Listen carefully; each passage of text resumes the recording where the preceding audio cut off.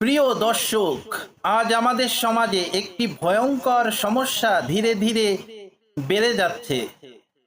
মাদকাসক্তি, মানসিক বিকৃতি এবং শিশুদের প্রতি বিকৃত যৌন আকর্ষণ।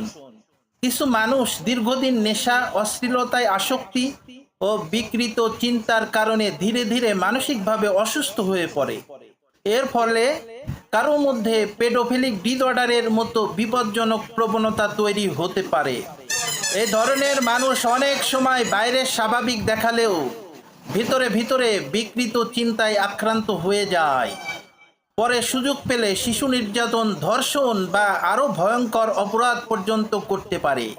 তাই পরিবার থেকেই সচেতন হওয়া খুবই জরুরি।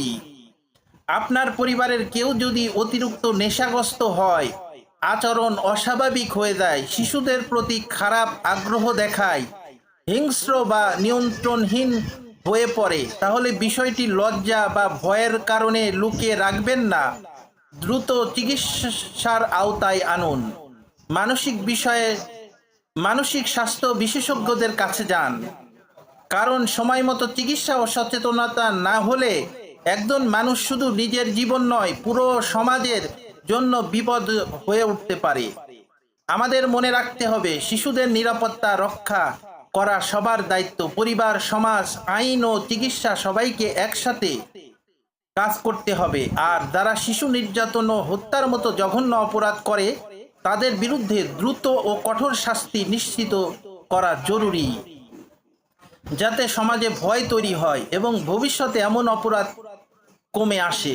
সচেতন হন, পরিবারকে সচেতন করুন। নেশা ও মানসিক বিকৃতিকে অবহেলা করবেন না।